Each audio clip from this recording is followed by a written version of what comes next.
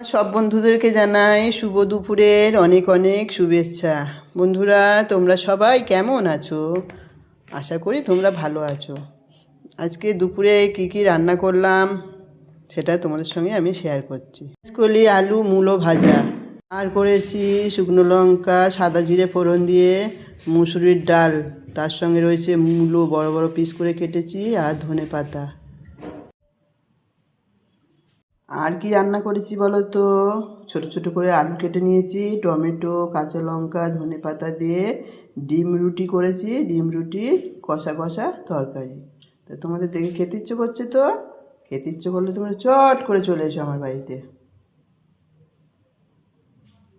লা, তোমরা তো জানো খেতে বসে আমার রসগোল্লা চাই চাই।